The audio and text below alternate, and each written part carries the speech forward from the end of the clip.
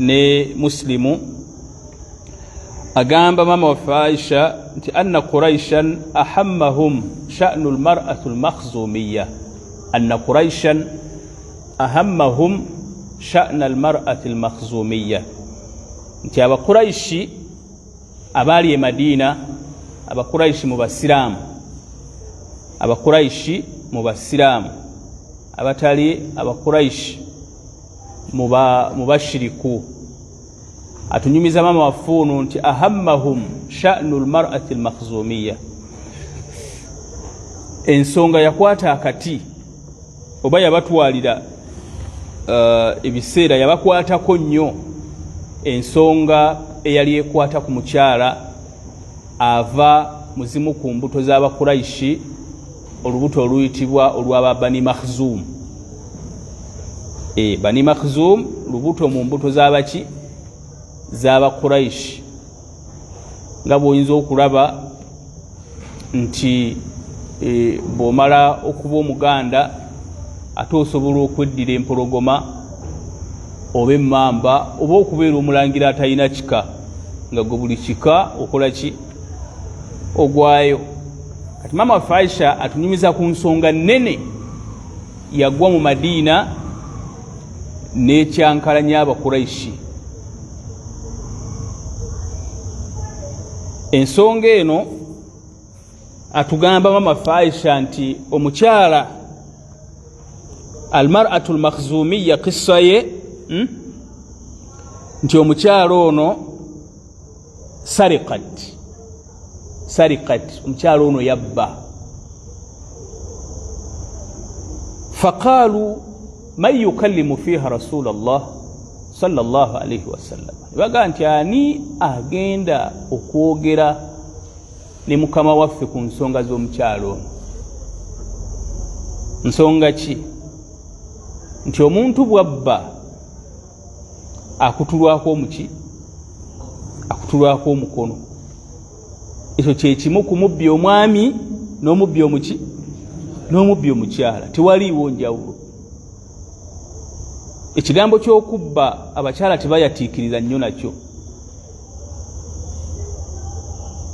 basinga kusibwako kigambo kya bwenzi nti bo mu bwenzi bwe tuba tunoonya abenzi be tusookerako,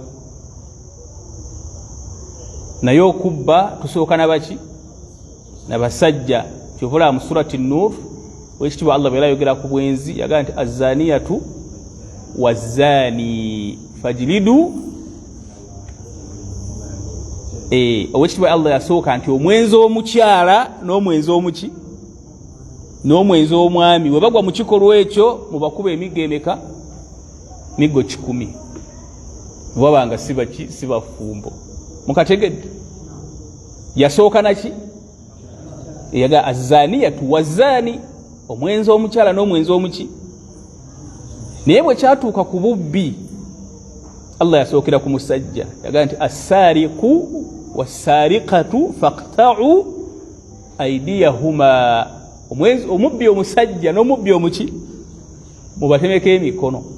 Kale awo waliwo omumanyi eyaleetawo ekigambo ekyo, si kigambo kya mutume, kigambo kya mumanyi. Abamanyi balina obuntu bagenda bajjayo nti ku kyobwenzi Allah yasooka na mukyala, naye ku kyobubbi yasooka na muki? Yasooka na mwami. Naye omukyala oyo bwe yabba abakuraishi ne bakyankalana baga nti omukyala omukuraishi aba wa kitiibwa ne waaba mwavu, naye kasita abanga mukuraishi aba waki kigenda kulabika kitya ng'omukuraishi omukyala omukuraishi bamutemako omukono. Man yukallimu fiha Rasulallah, ani agenda okwogera ne mukama waffe omukyala ono asonyiyibwe. Kigambibwa nti kikkirizibwa muntu bwazze essango nga ddene, tukkirizibwa okwogerako ku nsonga y'omuntu oyo abikkirirwe asonyiyibwe ebbanga lyekimala nga ensonga teneba kutuuka wa mukulembeze oba mu kkooti. Naye bw'emala okutuuka mu kkooti situkola ki? Tetukkirizibwa. sobola okuba ne musiraamu munnaffe wano n'akemebwa nabba engatto naye nga tumumanyi nti musiraamu mujjumbize musiraamu mulungi abali tamanyikiddwako nsonga yonna ensonga ne tugimalira wabweru nga imaamu takoze eki tategedde naye imaamu bw'ategeera bw'wabaawo ekibonerezo ekiweebwa omubbi omuntu oyo akiweebwa ne waaba w'amaanyi ne waaba munafu fena tutambula kyekimu kati ku mulundi guno abakuraishi baguddemu ekizibu nti waliwo omukyala wa kitiibwa mu bo okusinziira mu famire mwava naye akoze ekikolwa ekibonerezo okutemwako muki meeting zitudde ani agenda okutuyamba ayogere ne mukama waffe omukyala ono akole ki asonyiibwe bakkiriziganya nti tiri ayinza kukola ekyo la ahadun yajru tewali ayinza kufuna mbavu kwogera ku nsonga eyo agitegeeze mukama waffe okuleka Usaama. Mu bigambo ebyo mulimu ekitegeeza nti basahaba omubaka sallama baamutyanga baamuwanga ekitiibwa kinene nga tebannabaako kye bakola balina okusooka okwetegereza balina okusooka ne beeteekateeka bwe baba nga balina ensonga gye baagala okumugamba kati baatuula bo nga bo ng'ensonga tenatuuka wa mubaka Muhammadin sallallahu alaihi wasallam ani ayinza okwogera naye mu ffe okiraba nze bwe neetunula mu siwera siyinza kwasamya kamwa oyo ne bamubuuka kyateggwe nti nange nedda uga nti ateggwe nedda gwe tosobola teri agenda kukola kino okuleka ani Usaama. Lwaki Usaama? Baddu ba Allah atamanyi Usaama kuba kitegeeza nti ebigambo bino bitegeeza nti Usaama muntu mukulu nnyo eri omubaka Muhammadin sallallahu alaihi wasallam. Usaama oyo mutabani wa Zaidu ibn Haritha ibn Sharahil. Zaidi oyo maula Rasulullah sallallahu alaihi wasallam yaliko omuweereza w'omubaka Muhammadin sallallahu alaihi wasallam. Zaidi omwana oyo Zaidi yali muto. Zaidi taata wa Usaama yali muto n'awambibwa n'atundibwa mu katale. Mu katale eyamugula yali Khadija mama waffe yasooka radiyallahu ta'ala anha. Khadija bwe yamugula omubaka sallallahu alaihi wasallama ne basisinkana mu maka gaani ga Khadija. Zaidi n'omubaka Muhammadin sallallahu alaihi wasallama. Omubaka ye mwami wa Khadija, Zaidi ye muweereza y'omu ku balenzi abakola ki abali ewaka. Zaidi muddu. Omubaka sallallahu alaihi wasallama yalina omukwano mungi nnyo ne Zaidi. Kati omubaka Khadija bw'amala okufa yaleka amuwadde omubaka Muhammad sallama nti omwana oyo mukuwadde nga bwe kibeera ku mbeera z'abaki z'abaddu. Usaama n'awangaala n'omubaka Muhammadin sallallahu alaihi wasallam. Ebyo byonna tubyogera tannaba kutumwa. Akaseera k'okutumwa tekannakola ki? Tekannatuuka. Omubaka sallallahu alaihi wasallam abazadde ba Zaidi ne bazuuka. Abazadde abazaalaani ne bazuuka era ne bamusalako sallallahu alaihi wasallama ne bajja mu ddiiro lye. Taata wa Zaidi ne taata w'omuto bazze beetegese bagetuzze kutwala mwana waffe ono omwana tateekeddwa kuba muddu era nga ne ssente ezimununula bakola ki bazirina. Omubaka sallallahu alaihi wasallama olw'okwagala n'omukwano gwe yalina ku Zaidi omwana omulenzi awaka yaga nti ebintu bino siyinza biteekamu nsimbi kampite Zaidi ono bw'asalawo okugenda nammwe nga mumukola ki nga mumutwala temusasula naye bw'asalawo okusigala nange nga mukola ki nga mumuta mba simutunda. Mbaka n'ayita Zaidi n'ambuuza bano bamanyi nti mbamanyi oyo taata ono taata. anti ffe mu Luganda taata wo mutera abaki abataata ono taata anzaala nono taata ensonga zaabwe zifaanana bweziti ne bweziti olabye otya Zaidi ogenda faktara Zaidu albaqaa maa rasulillahi sallallahu alaihi wasallam Zaidi nalondako okusigala ne Muhammadin sallallahu alaihi wasallam eyo nanga tannaba kutumwa okumanya nga yali wampisa sallallahu alaihi wasallam omubaka ekigambo ekyo kyamusanyusa nnyo ebiseera ebisinga bw'okolera omuntu ekirungi n'okizuula nti bw'okoledde ekirungi asiimye naawe okola ki kati omubaka yasanyukira nnyo kino Zaidi annonzeeko abeere nange nansukumya ku bazadde be omubaka kyamusanyusa nnyo era n'alangira n'agaa nti Zaidi ono mwana wange okuva n'olwaleero era ne bwenfa nsikira Zaidi ono ne bwenfa asika muki asika mu maali yange la ilaha illa Allah sanyungali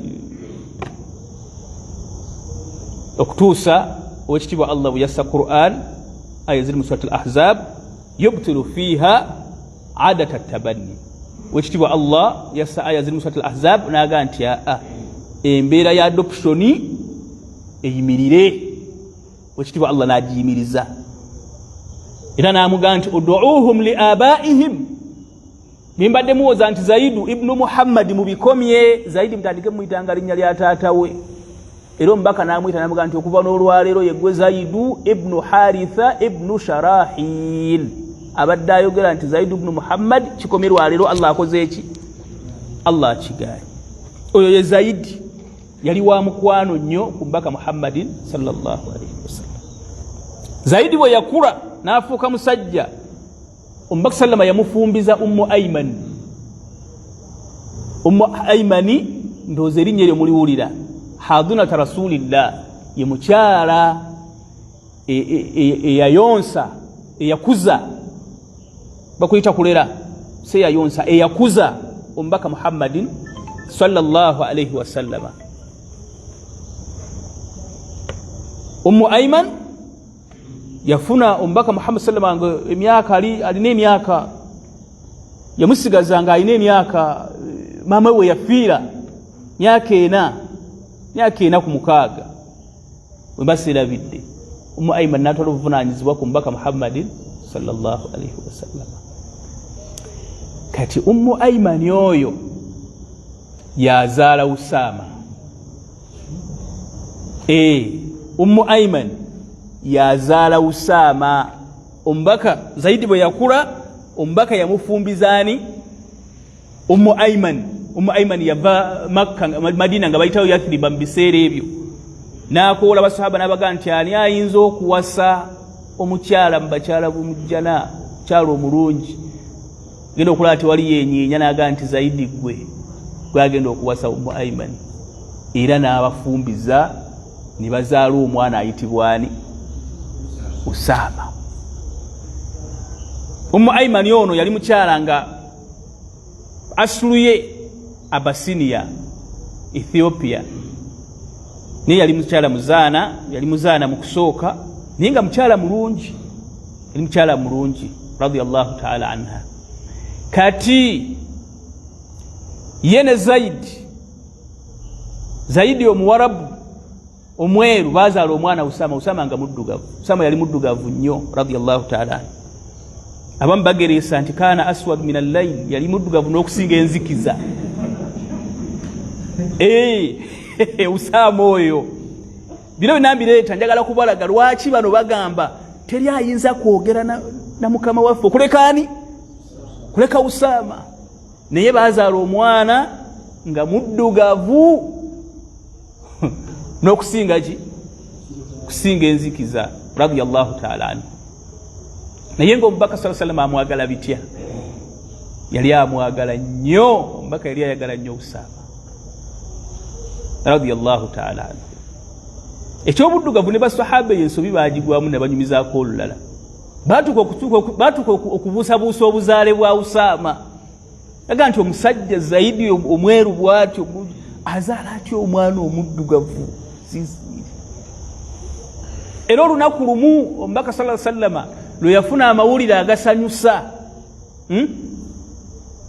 nti waliwo omusajja yali amanyi okukebera obuufu endaga butonde sajja yajja n'akebere n'alaba ebigere bya Usama ebiddugavu nga biriraanye ebigere bya taata we ebyeru nga tabamanyi wallahi yayitibwanga Mujazzaz yasanga nga beebisse mu kigoye mu kanzu naye nga ebigere bikola ki bye birabika naye nga ebya Usama biddugavu ebyono taata we biki naga nti wallahi ndayira ebigere bino bye bizaala bino ng'amawulire gakola bulungi nnyo mpaka waffe Muhammad sallallahu alaihi wasallam bakiyita al-qayafa okebera endaga butonde ng'oyita mu binkumu oyo musajja yali amanyi okukebera ebyo yalaba ebigere byono nga bye bizaalaani kwegamba ababadde babuusabuusa mu buzaale bwa Usama bibakalire ku matama ono yazaala ono naye Usama nga muddugavu okumanya omubaka sallallahu alaihi wasallam yali ayagala Usama waliwo omukyalo omu nga bamuyita Fatima binti Qais radiyallahu ta'ala anha yali mukyala nga muwala mulungi talaqaha zawjuha bawe yamuta n'amutalaka kati kigambibwa nti ye yajja eri omubaka Muhammadin sallallahu alaihi wasallam mu kisa gye mumanyi obulungi omukyalo ono n'agamba omubaka nti ya Rasulallah nyina abasajja babiri banjogereza kisa yo mugijjukidde naye ate riwaya zimu zigamba nti omubaka yamusanga n'amubuuza nti owange okuva Bawulo yakuta omulenzi oli lwe yakuta wali ofunye eyakwogereza omukyala namugamba nti banjogereza Muawiya anjogereza n'omulala Abul Jahmi banjogereza ya Rasulallah omubaka n'amugamba nti Abul Jahmi oyo musajja mukakanyavu nnyo talina laavu talina mukwano mu hadisi mulimu ekigambo endala hadisi ekigamba nti la yadha al-asa an atiqihi muntu wakagogga akuba abakyala okiraba oyo muleke ate Muawiya ono sa'aluku la mala lahu ono kafeeke ngwa talina ssente agenda kubonyaabonya ankihi Usama badde nkuwa amagezi gende ow'omwana omulenzi ayitibwani Usama omubaka yalina okwagala kungi eryani eri Usama era kana yulakabu bihibbu rasulillah basahaba bamuyitanga hibbu rasulillah omwagalwa w'omubaka Muhammadin sallallahu alaihi wasallam olunaku lumu ku basahaba obujulizi bwe bawa Umaru yali alina byagaba nga khalifa wa mukulembeze w'obusiraamu alina byagaba ali mugaba ssente yatuuka ku basajja abanene abaliwo radiyallahu ta'ala anhu n'akwata mutabani wa Abdallah n'amuwa 10 mmeka waliwo mulabayo yamuwa 13 bwe yatuuka ku Usama n'amuwa 10 mmeka n'amuwa 14 mu bulungi Abdullah ibn Umar n'abuuza kitaawe kwasinzidde y'okumuwa 3 Usama n'amuwa mmeka Umaru yagaba ate ye taata wa Abdallah osinzidde ku ki ya Amira al-Mu'minin namuwa ensonga ezi namugamba nti kitaawe wa Usama yali ayagalwa nnyo eri omubaka Muhammadin sallallahu alaihi wasallama okusinga kitaawo kitaawe yani Umaru kitaawe wa Usama zaidi yali ayagalwa nnyo eri mukama waffe okusinga kitaawo n'ensonga ey'okubiri ne Usama yali ayagalwa nnyo eri omubaka Muhammadin sallallahu alaihi wasallama okusinga gwe kalikiriya omubaka yali ayagala nnyo Usama oyo era mu byamwagaza yali musajja muzira mu myaka gye egyali emito kuba omubaka yagenda okufa Usama ng'alina emyaka 2 yali musajja muzira baali e Hunaini bwe baagwamu ensasagge abasajja ne bakubamu obusaale abantu abasinga obungi badduka mu batono ennyo ab'olubato abaamusigala ku lusegere sallallahu alaihi wasallam mwalimu Usama wallahi nkubasigala okumpi ngaga nti omuntu atatiisibwa tiisibwa ng'obusaale butonyanga nkuba. Usaama n'ayimirirawo, yali muzira. Kyova olaba omubaka sallallahu alaihi wasallama n'alangira n'aga nti teri agenda kulembera jje ligenda kulumba Roma kuleka Usaama. Era omubaka sallama yafa ng'ejje lya Usaama terinakola ki. Mu bimu ku byasooka nga Abubakar yakakwata obukulembeze yakatuuka mu ofiisi, nga yakatuuka mu ofiisi mu bye yasookerako infadhu wasiyati rasulillah, kutuukiriza kiraamo kya mbaka Muhammadin sallallahu alaihi wasallama, kuteekateeka jje lyani lya Usaama, nga Usaama yali kulembera. Naye nga abantu bakulembera obamanyi ggwe nga banene, nga ne Umaru mwali. Kigambibwa nti Umaru buli lwe yasanganga Usaama ng'avuga nti owange oli otya amiiri wange, wallahi nga oli otya amiiri wange, kubanga Usaama yali kulembera ejje. Mbaka yaleka amulonze, kati Usaama yali muganzi nnyo eri omubaka Muhammadin sallallahu alaihi wasallam. Ne bazadde be baali baganzi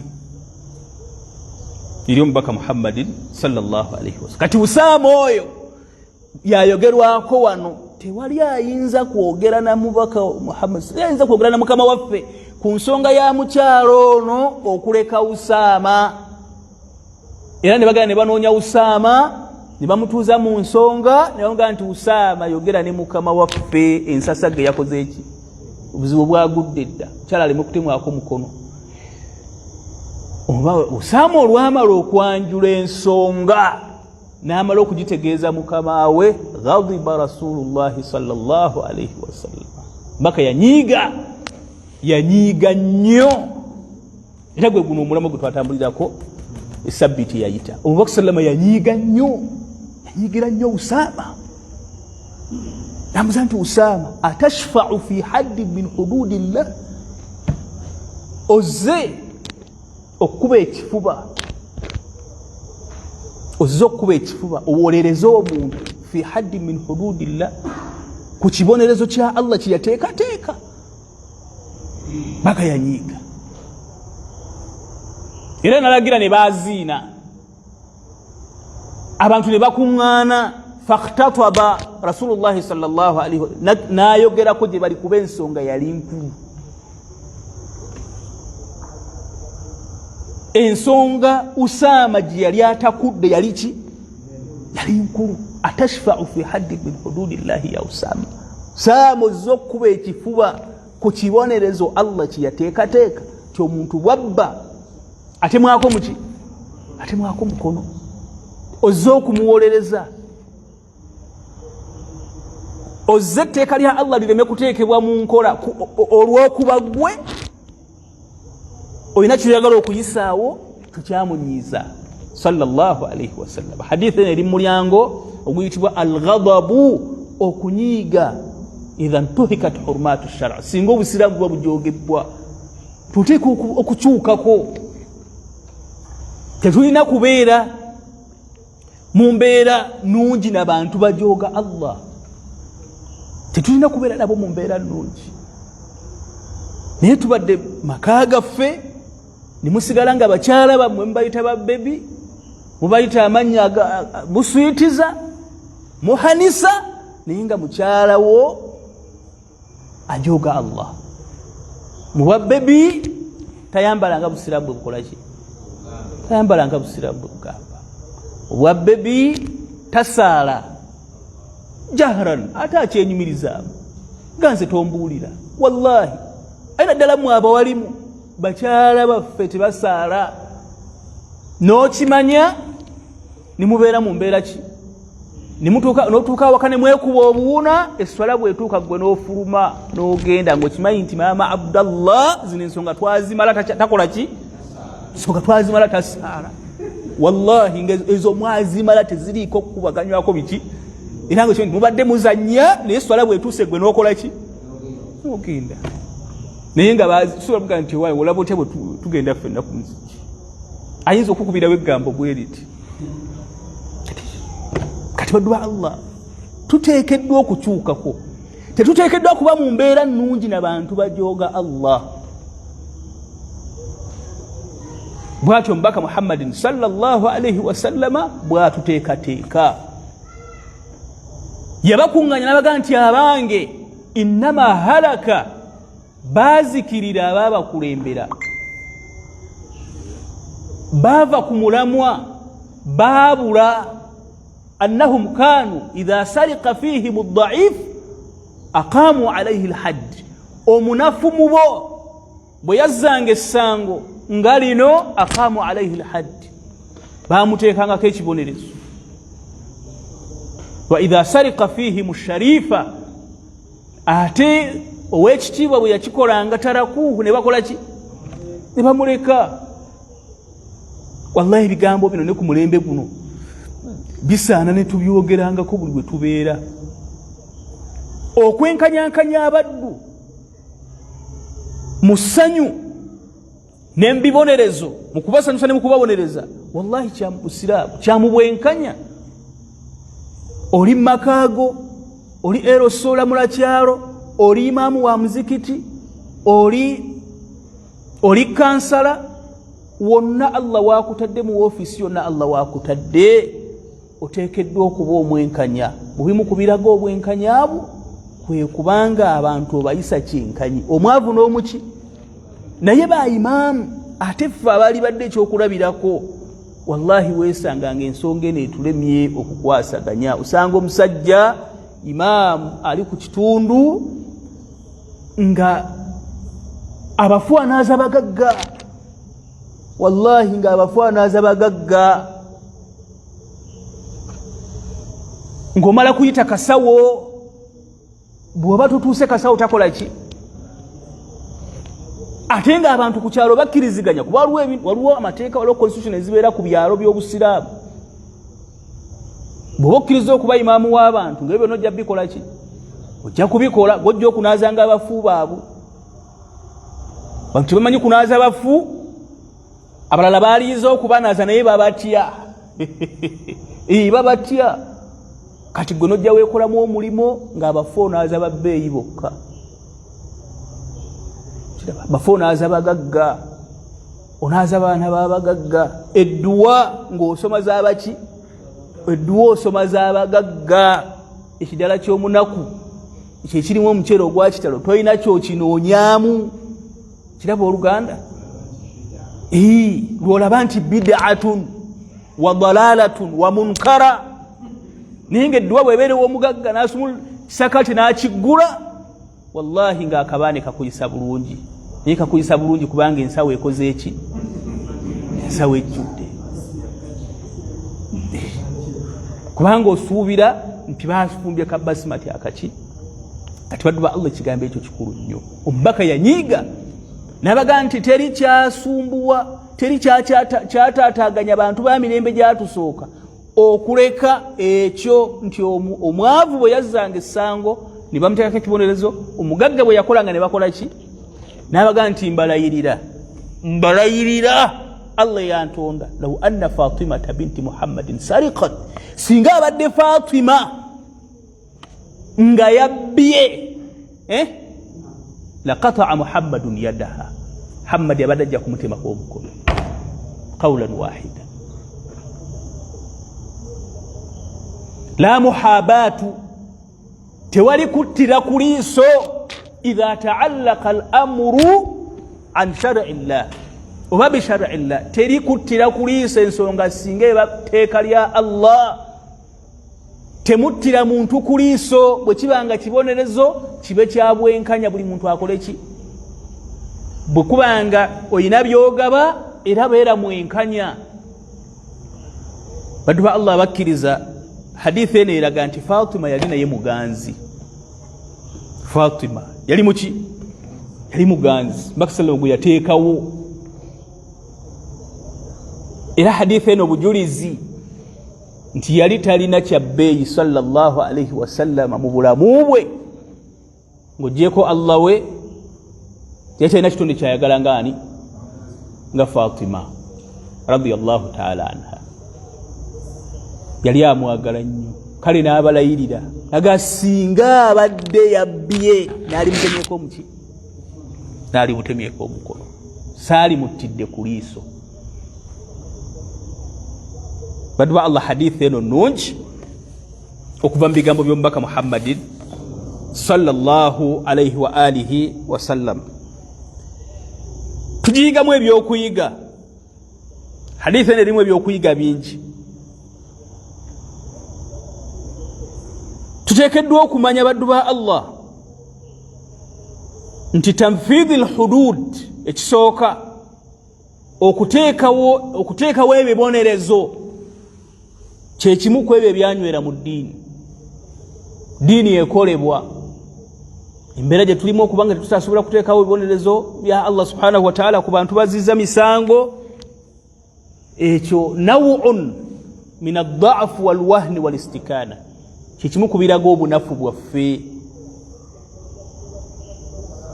okuba nti omubbi takyakola ki, takyatemwako mukono nga bbye, ensi yonna emumanye ng'atambula gwa kitundu. Bw'otuula mu takisi genda okulaba ayina atalinaako ki ng'omanya nti bambi ono yabbako, kale akasawo ko n'okakola ki, akasawo ko n'okanyweza.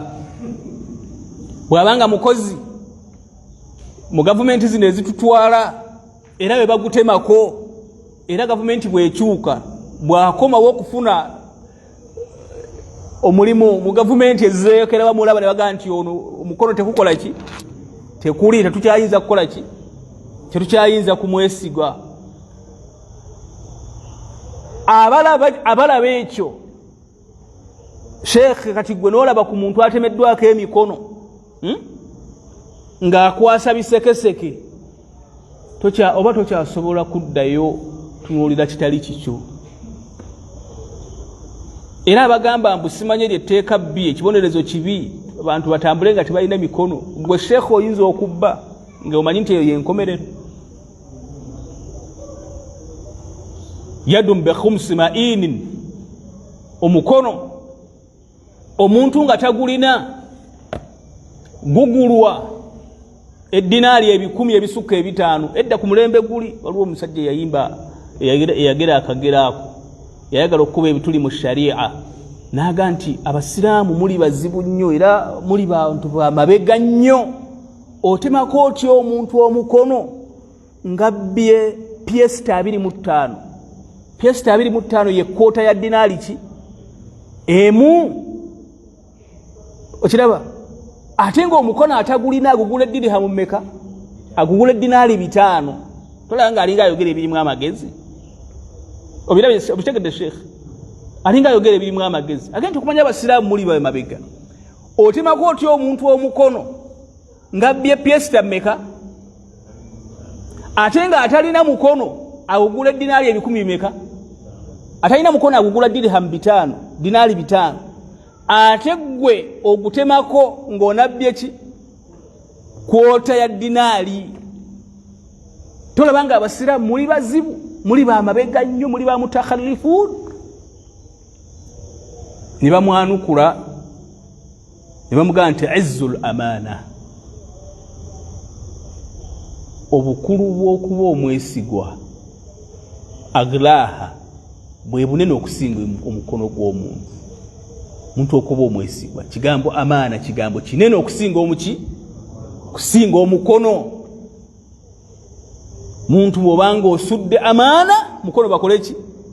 Tobibala mu ssente. Kigambo amaana, omuntu kuba mwesigwa, obutabba, kubanga toli kabbira, kyekyebbeeyi. Ekyo bwe kigwa ku muntu n'omukono gwe teguba gwa bbeeyi. Wa arkhasuha dhulla alkhiyana, era omukono guba gwalayisi nnyo bwe gubanga mubbi. Tobibala muki? Tobibala mu ssente. Kati baddu ba Allah, amateeka gano malungi. Kyova olaba mu nsi ze gakola, amateeka gano gye gakola, baleka n'amaduuka gabwe nga tebakoze eki, nga tebagasibye. Ne bagenda basaala, oli nadda n'alisanga bwe yakoze eki, nga talinaamu na shakke. Kati ng'oliko okikwatako otya ng'enkomerero ogimanyi, gye bigenda okugwera ng'omanyiyo. Allahu akbar walillahi alhamd.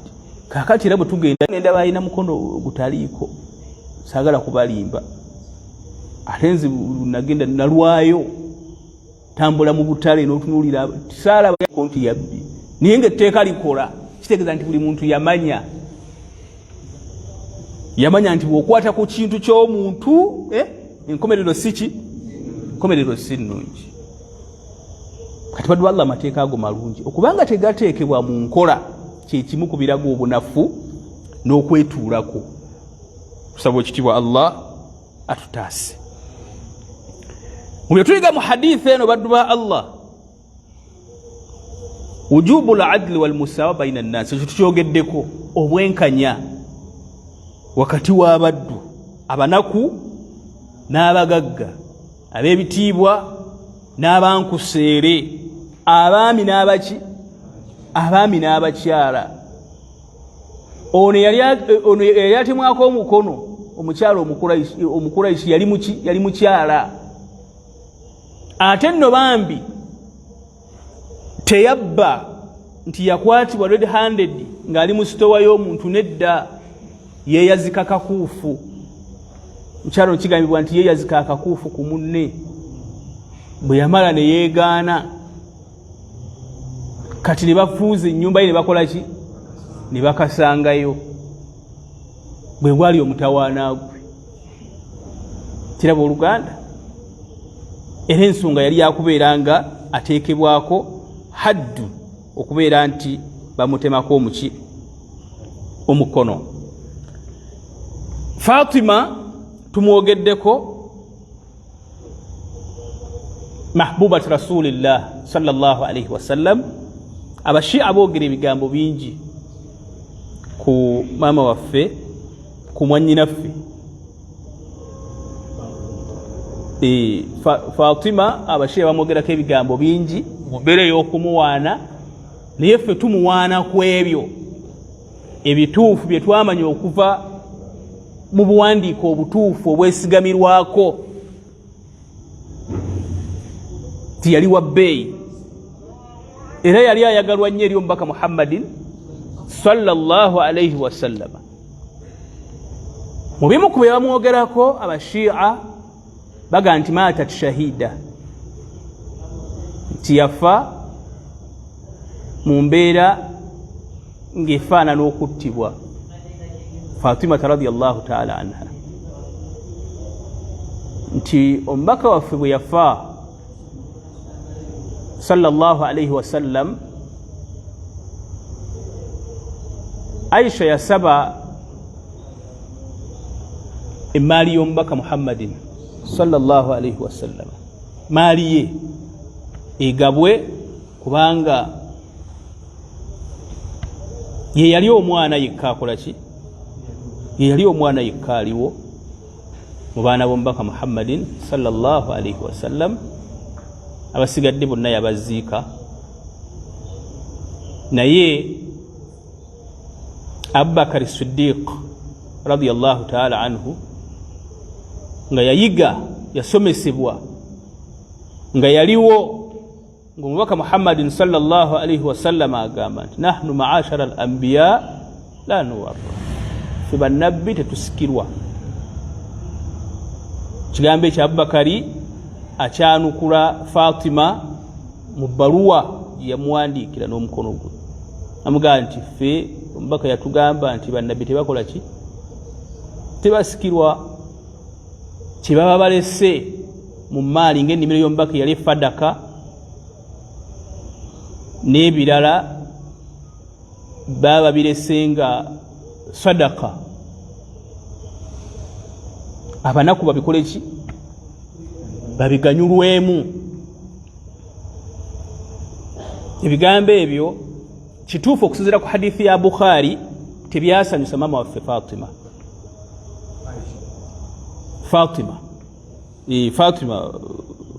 kuza aba mwannyinaffe radiyallahu ta'ala anha, tebyamusanyusa. Era mu butamusanyusa yaddemu n'ayanukula n'agamba nti oyagala kuŋŋamba nti owekitiibwa Allah subhanahu wa ta'ala mu Qur'an yagaba emmaali yammwe eya nabbi wammwe n'agireka? Kategerekese ayatul mawarith, aya ezogera ku kugaba emmaali y'abafu, nti owekitiibwa Allah bwe yali agigaba emmaali yagaba yammwe, eya nabbi wammwe teyakola ki? Teyagigaba. N'ebigambo ebirala bingi biri mu point singa 5.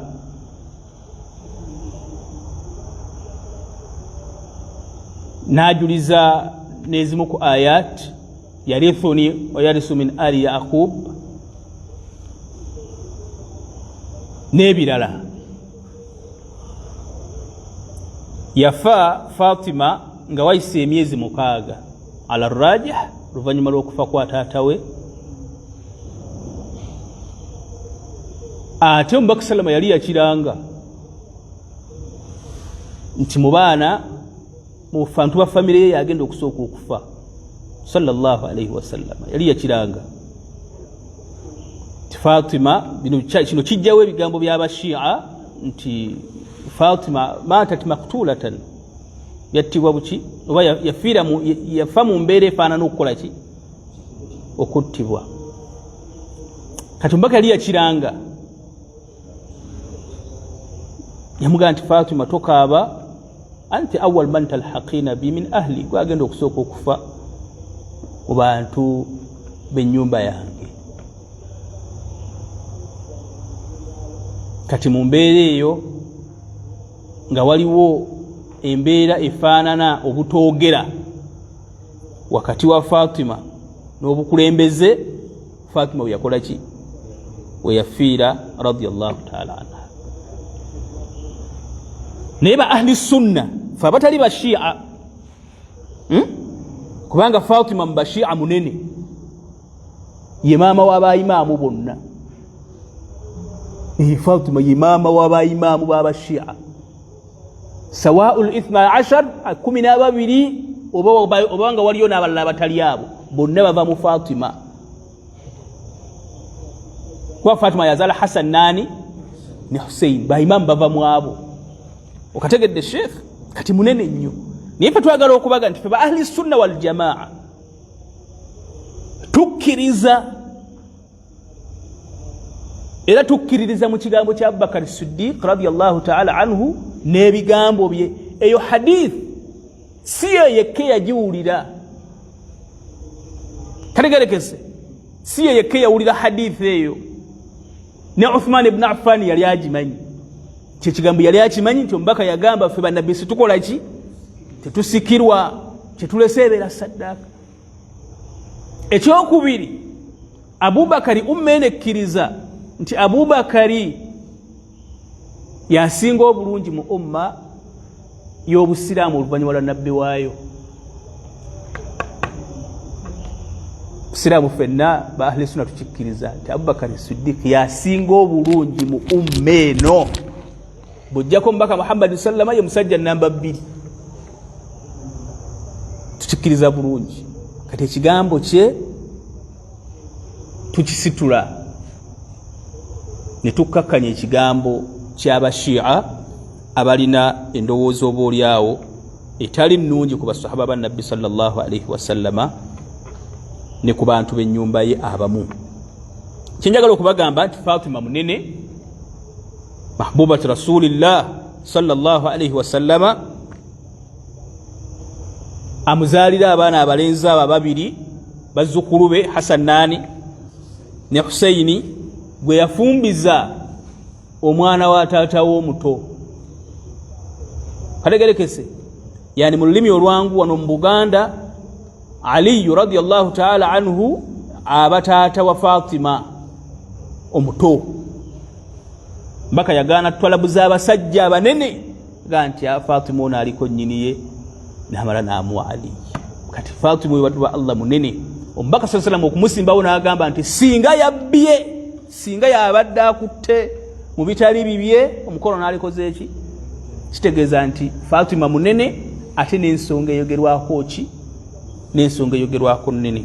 N'ebigambo ebyo ndowooza mukkirize songa tugikomekkereze waliwo alina kyayagala ojjogerako okutuwa ku byayize mu hadith insha Allah falyatafaddal mashkuran bwaba nga tewali insha Allah tuggalewo fabarakallahu fikum hadith ya mama wa Aisha ngeri Bukhari ne Muslim omubaka sallallahu alayhi wasallam Aisha atunyumiza n'atugamba nti aba Quraish anna Quraishan ahammahum amra almar'atu almakhsumiyya aba Quraish baagwamu akacyankalano ku nsonga z'omukyalo ono almakhsumiyya amanya g'omukyalo ono gajjanga mangi waliwo erinnya eriri okumpi kigamba nti erinnya lyayitibwanga Fatima naye erinnya eryo nze sirikkiriza kubanga Fatima ye maama wange erinnya lye Fatima kati sinzaga nti Fatima ye yali abbe naye nga erinnya ly'omukyalo eyo si kikulu kye mba mmanya naye nga amannya agajja ku sayidi eyo mangi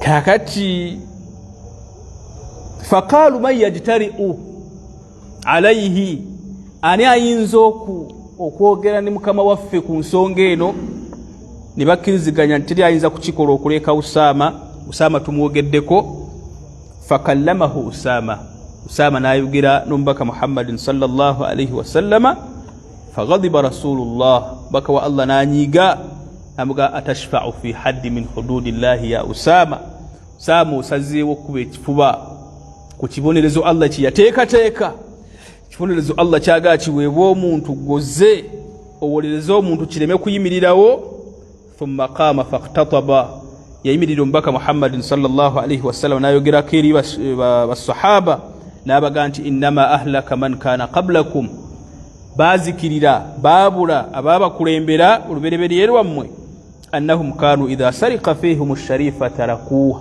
omugagga ow'ekitiibwa bwe yabbanga bamulekanga wa idha sarika fihim ad-da'ifa aqamu alayhi al-hadd ate omunaku omunkuseere omukopi bwe yabbanga yine bamuteekako ekibonerezo wa aimu wallahi mbaka alayira naga nti law anna Fatimata binti Muhammad singa ensonga ebadde ekwatagana ku Fatima mutabani wa Muhammadi laqata'tu yadaha naalibadde mutemako emikono olw'ensonga eyo baddu ba Allah ya hadithi yaffe waba nga aliwo alina kyayagala okwongera okumanya asobola okubeera nga akibuuza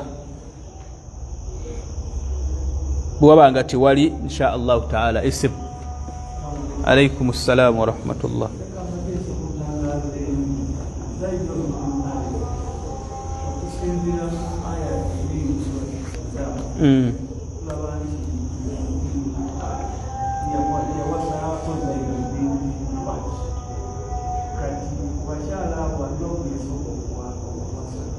kwani nani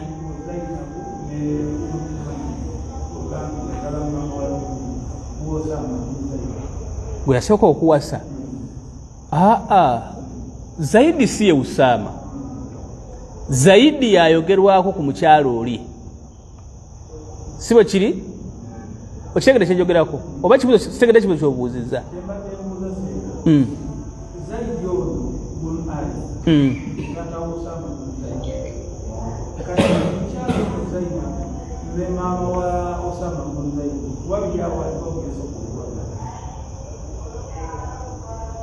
ku babiri ani gwe yasooka okwagala ani Ummu Ayman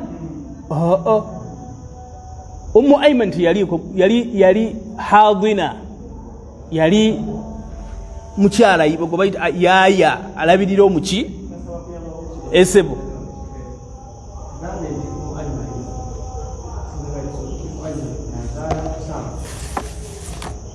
Ummu Ayman yazaala Usama Zainab binti Jahsh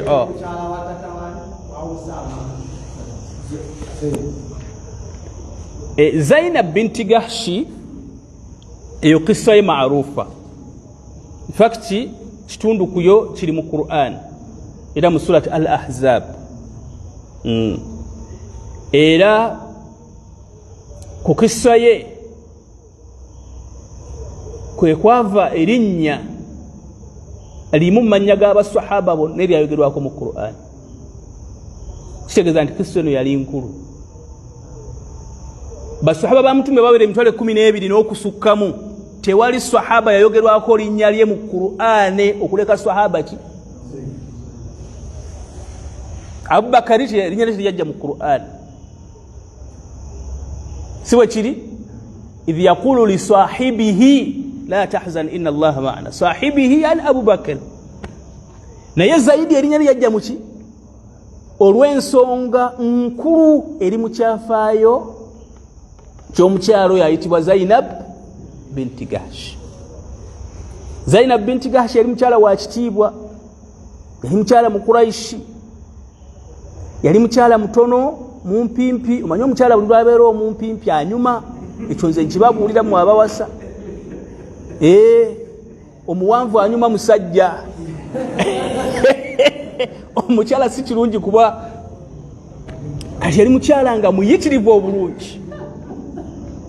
Otulira Oluganda mumpimpi nga mweru nga ne bakyala ba mutu bamutya radiyallahu ta'ala anha. Omubaka sallallahu alayhi wa sallama omukyala oyo bwe yamulaba yamufumbizaani yamufumbiza Zaid. Okusinziira ku tasalsul y'ebyafaayo kino kibaawo oluvannyuma lwa Ummu Ayman kubanga surat al-Ahzab min awakhir ma nazal eri mu sura zasembayo okuka mu Qur'an yakka ku nkomerero y'ekitundu eky'e Madina mu kitundu ekyokubiri. Okiraba kati bw'okwata emyaka ombaka gye yamala emyaka 10 n'esatu ne 10 gye yamalawa kati e Madina emyaka eyo gyawulemu emirundi ebiri, first 5 ne second gi kati surat al-Ahzab ekka mu second 5. Okitegeera kati ani yasooka Ummu Ayman nibazaala omwana omubaka we yafiira nga alina emyaka ameka myaka 2 esebo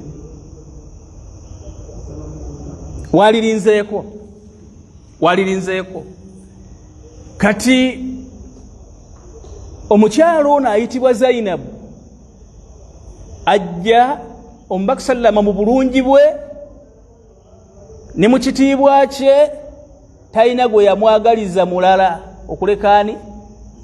okuleka Zaid. Kiraba seeko n'akijjeyo bulungi mukwano gwe yali amwagala nnyo era yamwagaliza ga nti omukyalo ono omulungi ow'ekitiibwa Zaidi yaba akola ki yaba amuwasa. Naye minzaane teyakola ki kiba kirungi bw'oba owasa okwepimira. Naye Zaidi yakyalina kusalawo okulala kubanga omubaka yamwogerereza omuki omubaka yamwogerereza omukyala. Naye gwe nkuwa amagezi bw'oba owasa weepimira waliwo gwotuna nti awo nokamuleke ayina abamusobola amulekere bagisiraaje bano abayinamu kuki abayinamu ku ttooke abayinamu ku ttooke. Kakati minzaane teyakola ki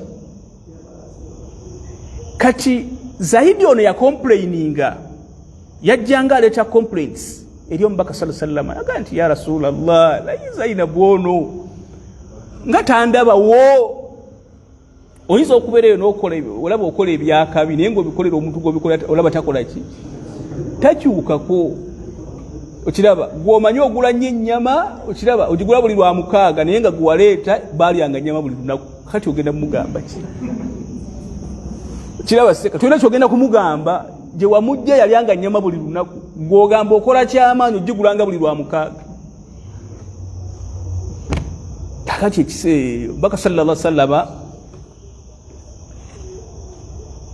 nga bw'amugaa nti owange Zaidi gumiikiriza beera mukwata mpola mujja kukwatagana muyige yiga munno. Kiraba ajja kutereera. Kiraba bigambo ebyo ebigambo abaki iz taqulu lilladhi an'amta alayhi wa an'ama Allahu alayhi wa an'amta amsik alayka zawjaka wattaqillah wa tukhfi fi nafsika ma Allahu mubdihi. Webanga aya bwetyo bweri owekitibwa Allah agamba Muhammadin sallallahu alayhi wa sallama nti waliwo akaseera woogezaako okugumya Zaidi okiraba omugumya nti Zaidi amsika alaika zawjaka mujja kukwatagana leka kumuta tomuta beera naye okiraba wattaqillah tya Allah mukyala kola ki watukhfi fi nafsika ma Allahu mubdihi naye waliwo kiwali tomugamba kiyali tamugamba kyali ki omubaka sallallahu alayhi wasallama yali akimanyi nti omutima gwa Zainabu teguyinza kutebenkera okuleka nga afumba wuwe ate ne Allah kyayagala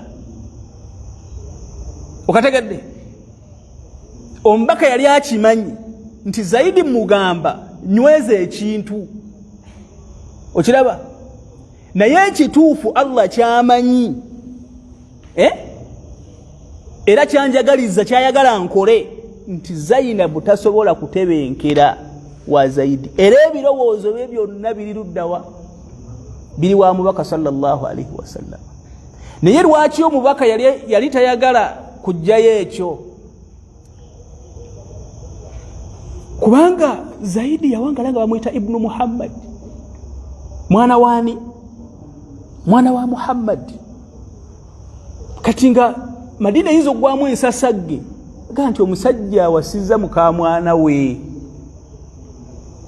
okitegeera musajja wasiza ki muka mwana we kale biri Allah abijjeewo tebakyamuyita Ibnu Muhammad kuba kituufu era sinze muzaala naye era mu bwongo bw'abantu kikyakola ki kikyaliyo baba kyakitwala nti Zaidi mutabani wange kati amala okuta omukyala ate muwase nja kulabika bubi okiraba kati Allah kyategeeza nti watukhfi fi nafsika waina kyotayogera ya Rasulallah ma Allahu mubdihi ate nga Allah ajja kukijjayo okategedde kati erinnya lya Zaidi lijjano falamma qala Zaidun minha watara naye ekiseera bwe kyatuuka Zaidi n'alemererwa namugaa Zainabu nkutadde zawajnakaha kiragiro kyava wa Allah nti Muhammadi wowani wowa Zainabu okategedde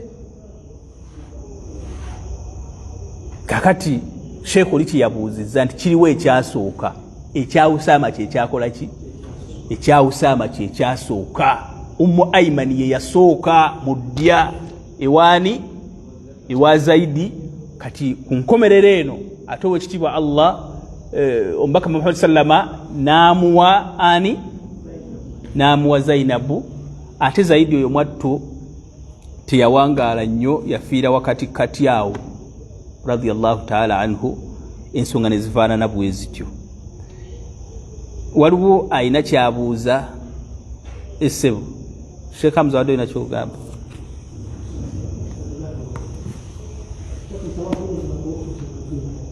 wanji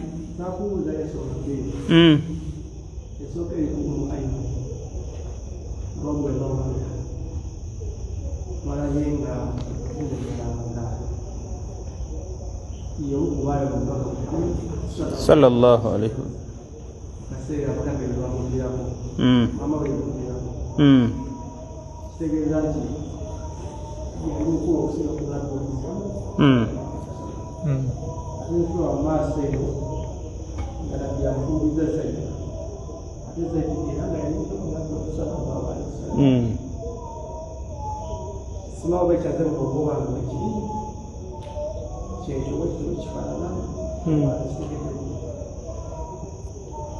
ekituufu kituufu Zaidi teyali muto nnyo era mu bimu ku biraga nti obufumbo bwabwe tekwaliko mukadde bazaala omwana ayitibwa ani bazaala omwana ayitibwa Usama bakadde tebakola ki abakadde tebazaala era mu byafaayo tebali kiraga nti Ummu Ayman okusigaza omubaka Muhammad Ummu Ayman yali mukadde tewaliwo kiraga wabula osobola okuba n'omwana ali ewaka nga mwana myaka 7 8 kiraba myaka 10 2 bwegito twali kiraga nti yali mukadde esebo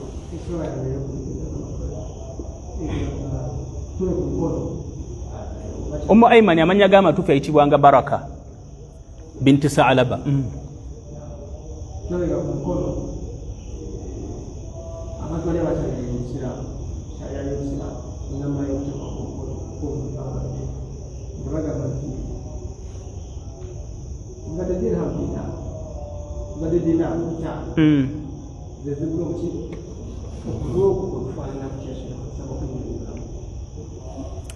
nedda ekyo kigambo tekiri mu sharia wabula kyajja fi bait shi'rin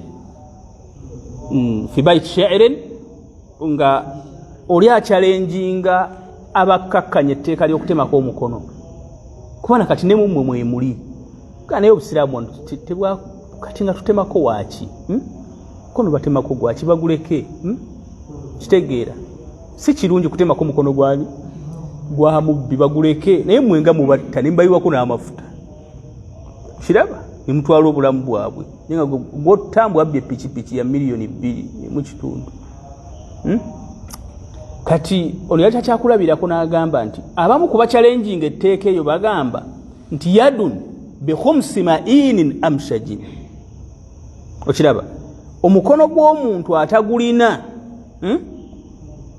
bw'agenda oguli artificial agugula khumsumia agugula agezeza bugeza naga nti agugula dinari 10 oguli artificial kati ate malaha tuqta'u fi rubu' dinarin ngogamba otani tugutemeko ng'omuntu abye piece 2 kwota ya dinari okiraba kati eyo ye hujja y'abawakanya ekigambo ky'okutemako okutemako omukono kati ono addamu ansa abaanukula nti izzul amanati aglaha obuzito bw'ekigambo amaana bwe bunene okusinga ekitiibwa kyaki okusinga ebbeeyi y'omukono okiraba omukono ogubba wa arkhasuha dhilla alkhiyana era omukono guba gwa layisi bw'abanga nnyini gwo asazeewo kuba mubbi okiraba gwokutulwako kati awusitegedde ekibuzo kyo bwe kibadde kiva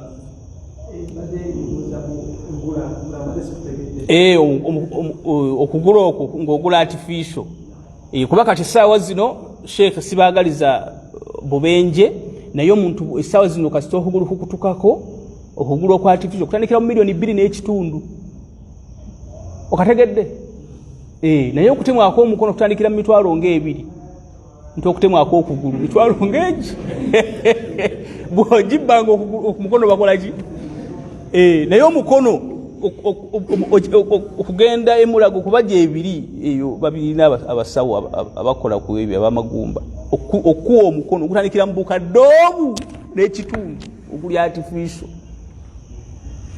kiraba oluganda naye nga bwekuba twagenze gutemako obba emitwalo emeka obba emitwalo 2 kati ekigambo amaana kyekinene kyekireeta kino so si ssente okategedde barakallahu fikum esebo mu bwangu tusaale inshallah kumusala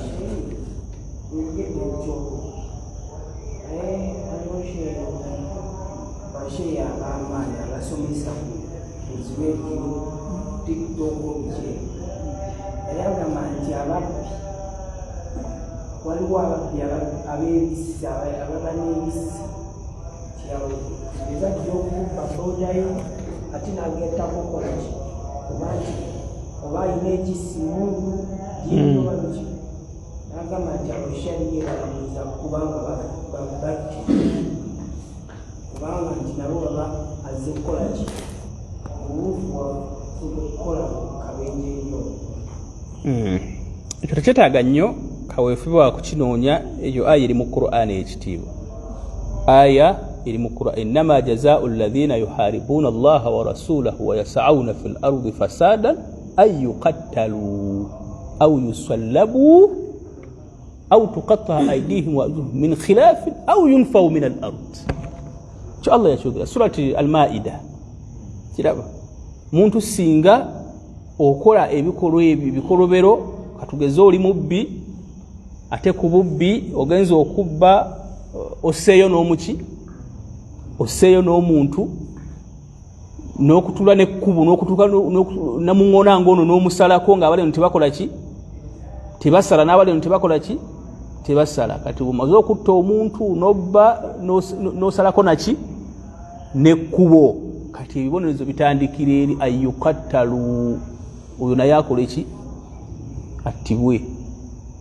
oyo bwamala au yusallabu tubabambe ne ku miti gy'entende kiraba au tukatta aidihim wa arjuluhum min khilaafi wabanga bye bubbi okiraba abadde akozesa ekyuma oba ekintu kyakozesa mu kubba nga tekitta talina gwasse oyo yateekebweko kibonerezo kya bubbi kyokka asaleko biki singa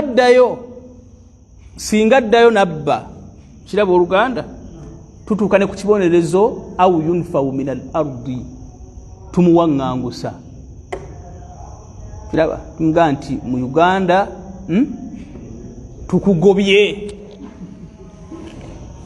waliwo omusajja omba muyita miguna mumumanyi ani amumanyi munnabyabufuzi w'e Kenya omumanyi miguna bamuwaŋŋangusa bagera alina gyali eyo ensi gyali amugaa todda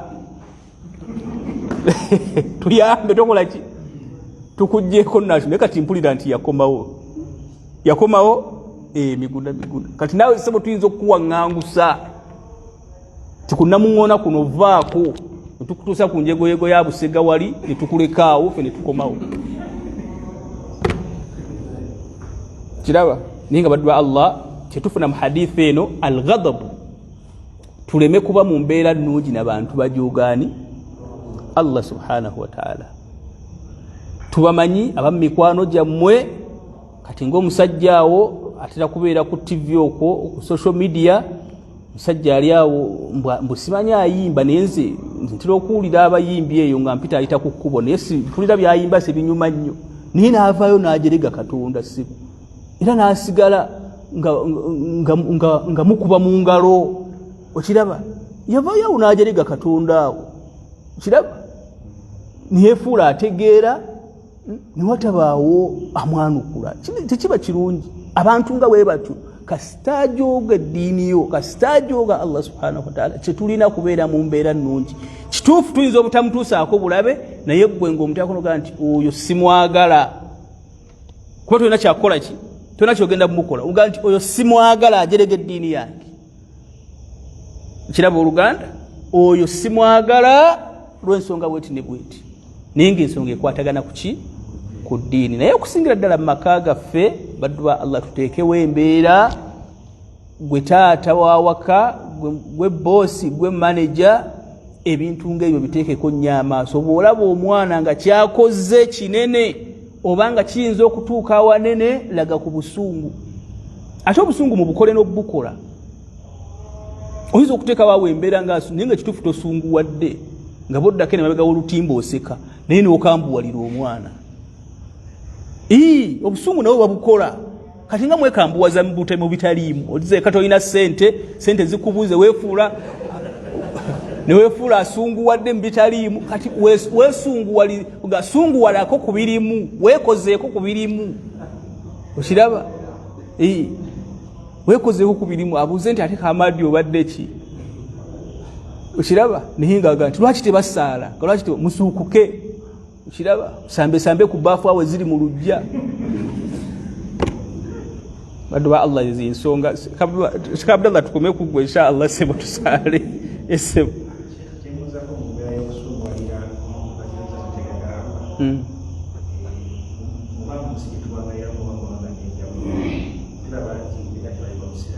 tegatwalibwa busiraamu kyetusembyeyo nakyo sebo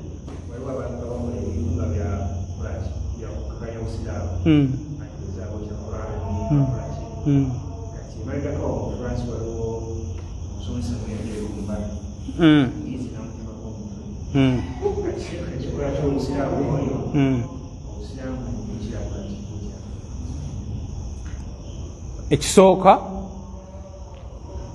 Sheikh agaye tuli mu nsi omugabo gwaffe kuyo si munene kuba tulinako omugabo si bwe kiri eno Uganda tugirinamu omugabo tukkirizibwa okusinza nga bwe tukola ki nga bwe twagala era abakyala tuwasa bameka bana teryatukuba ku mukono kiraba muzikiti bwe yagala okuzimba mu lujjalo teryakugaana si bwe kiri omugabo gwaffe mweguli n'essimu ki si munene kati bona agenda mu kooti ng'omuntu ajoze Allah oyinza obutawulirizibwa kuba mu mateeka ge twateesaako ne bannaffe bwe tuli mu Uganda ebyo tebaaliteekamu ndowooza nti ono bw'ajerega eddiini yo ekibonerezo kifaanana bwe kiti kati tuddayo ku hadithi ya Mtume sallallahu alaihi wasallama man ra'a minkum munkara olabye embeera etali nnungi ng'eyo ne falyughayyirhu biyadihi muntu oba omusobola kumukwata ttaayi alhamdulillah kyoba okola ki kati waliwo bingi ebibeera mu maka gaffe ng'osobola okijjisaawo muki mu hadisi gye twalaba wiiki ewedde omubaka sallallahu alaihi wasallama ekifaananyi kye yasanga ku lugoye yakikwata n'akikuutiza n'akyonoona kiraba naye kati mmwe ebifaananyi ebyo mutambula nabyo ku ngoye kiragenda okulaba omusiraamu ali mu swala mu mugongo wali ekifaananyi kya Tupac akanudde amaaso noga ya rabbi kiraba kati omubaka yali mu maka ge yakwata ekifaananyi ekitamusanyusizza wakati mu kusunguwala mu kunyiiga n'akikola ki kati gwe mu maka go hadisi eyo ekola ey'okukozesa omukono okuggyawo ejjoogo okiraba muru auladakum bisala mulagira abaana bammwe okusaala nga ba myaka 7 obalagire essala waduribuhum alaiha bi'ashr waweze myaka 10 musabule ki kibooko okukozeseza muki okozeseza mukono era waba okubyenga amateeka bwe galagira subira nti Uganda eno esobola okuvunaana kira nti omusajja waawo akubye omwana we obuggo 5 amugamba agenda akole ki teri asobola kuvunaana ekyo osobola okujjawo naki n'omukono kiraba mulina abakyala bajja ne vodika mu busawo bwabwe nga mukazi wo n'akateeka mu firiji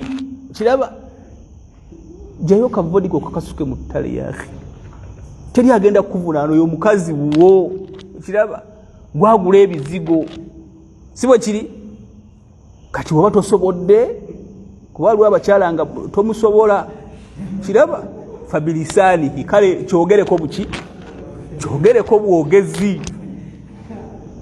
gene mukazi wattu wabaki ne mukazi wattu gwatasaalako kiraba nga muna agenda mukusikanga n'ebyo tojja kumusobola okiraba kati kyogereko ebbanga lyonna kale bona alaba n'ebyo nabyo biganye okiraba abiqalbihi kale kitamu kati aho ekyo tukisobola kiraba muddu oyo yantama olw'ebikola byakola ebijogaani Allah oyo simwagala lillah saba Allah mulungamye kiraba kyawe kikola kikyawe naye basiraamu n'ebyera ebibira temubikyawa kati osanga munno ng'akunyumiza ezambiri yasuza akola ekiro seka naawe n'omukubira mu ngalo oli wakabi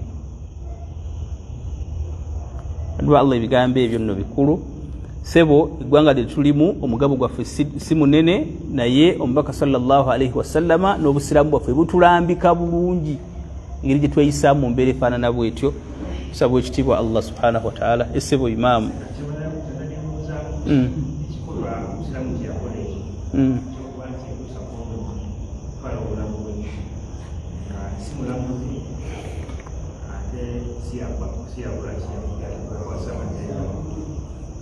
kati nze ekituufu nze simanyi oba yakola bubi naye kyemmanyi kyagenda okusinkana nakyo Allah nti yalaba omuntu ajoze Allah nanyiga kyagenda era ekyo kyetuva okusomako yalaba omuddu ng'ajozaani yalaba omuddu ng'ajoze Allah n'ava mu mbeera ekiraba naye tusomesebwa mu mulyango gwennyini ogwa hadisi gye tuva okusoma tusomesebwa abasomesa baffe abeesimbu batugamba nti idha tarattaba ala taghyiri almunkar munkarun akbar oba ashaddu singa okizuula nti okujjawo munkaru n'omukono gwo ate mugenda kuvaamu munkaru nyingi oba munkaru ate nene okusinga eno okiraba kana al-amru al-waqa kyosanzewo kyoyagala okujjawo omanyanga nti kwe kusiima kwani kwa Allah subhanahu wa ta'ala. Kati omusajja oyo kyatatunuulira nti kyagenda okukola muyinza okuvaamu obuzibu bunene okusinga oli kyakoze eki kusinga kyakoze. Era bwe kyali basiraamu bangi baagobwa ku mirimo okiraba kyagenda ne bookya amayumba gaabwe ne bagoba abaana baabwe mu masomero. Wallahi oli naalanga yaga nti bannaye buli amanyi nti oli musiraamu tetukuwadde ekifo gwe twakiwa tukikugjeeko buli muntu atwala omwana we okiraba. Kati ebyo ebizibu ebyava mu ekyo kye yakola byali bingi. Kati bw'otuukanga mu mbeera ng'eyo n'opima okiraba oga nti kino bwe nkozesa omukono oba bwe nkola bwe nti kuba kati n'okwogera si buli kimu nti okikola ki ojja kwogera ku nsonga ogyogereko bubi obusajja bukunone. Kati bw'omanya nti bino byenjogera biyinza okuvaamu akabasa era osirika okiraba n'otayogera n'ogenda ku kino ekisembayo fabiqalbihi n'otamwa kiki n'otamwa kitammwe kiraba Oluganda. Era ekyo nakyo kiraga obukkiriza okiraba okuba nti otamiddwa ekyo nakyo kiraga obuki newankubadde katono naye era waliwo mwe temukimanyi nti waliwo abaddu abalaba embeera erimu okujooga Allah emitima gyabwe ne gitakyawa tembamanyi ne batakyawa ne basigala nga bali mu mbeera nnungi kiraba Oluganda. Kakati gwe oba osunguwa onyiizeeko kale n'okikyawa ofunamu ki ofunamu empeera. Sheikh ansa ssebo nti omusajja yasunguwala ekyo tusaba Allah kimuweemu empeera naye kiyakola ekyokutemako omusajja omutwe kyavaamu ebizibu bingi kyali kisinga okuba ekirungi kukireka.